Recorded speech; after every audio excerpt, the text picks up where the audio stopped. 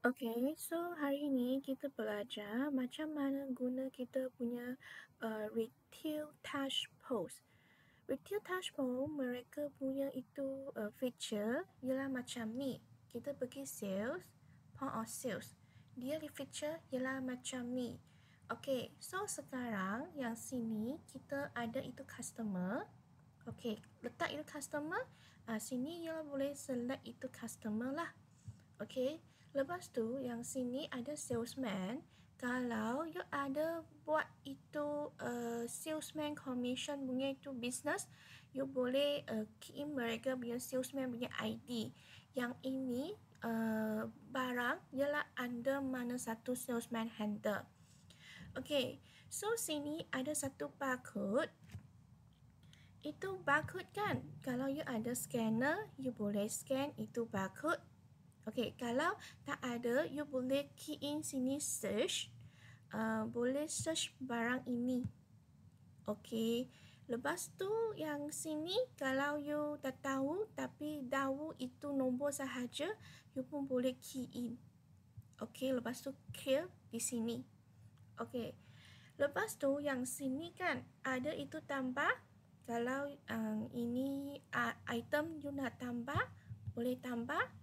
Kalau yang kurang kan pun boleh. Lepas tu yang ini kan ialah you nak letak berapa. Kalau you nak letak 100 punya. Okay. Ini. Yang ini ialah cancel item. Okay. So, yang lagi satu ialah sini.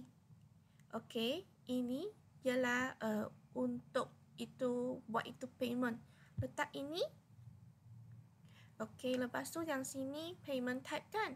You boleh select mereka punya itu payment method macam mana. Okay, lepas tu yang sini full. Okay, lepas tu key ini print itu receipt. Okay, ada lagi satu. Okay, kalau you nak change itu harga kan. Okay, so ini ialah harga. You double klik dia, dia akan keluar macam ni. Okay, dia sini boleh change itu price. RM30. Okay, lepas tu kalau you nak check barang ini, dia punya status macam mana, sini ada satu I.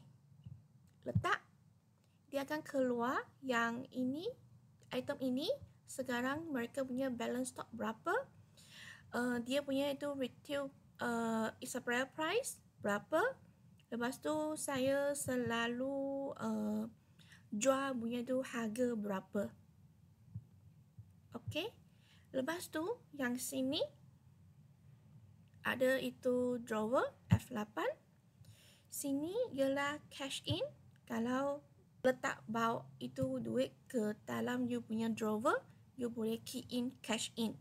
Lepas tu key in you punya drawer password. Okay, so sini sudah preset punya. Lepas tu set up cash berapa ringgit. Okay, letak yes. Ini je. Okay, lagi satu ialah cash out.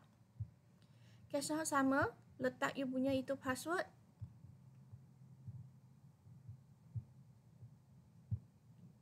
Okay, so yang sini saya beli itu gas.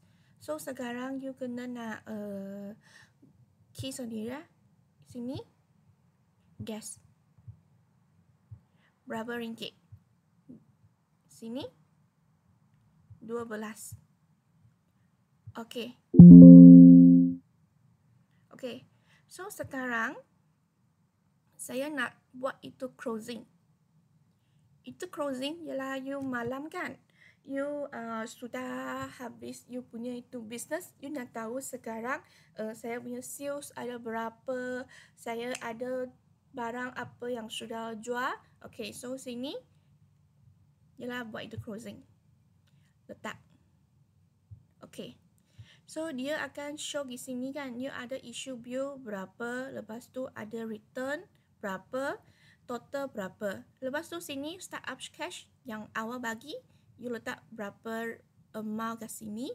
Lepas tu you ada beli gas kan berapa. Lepas tu you punya seal receipt berapa. Sebenarnya totally sini kan ada berapa.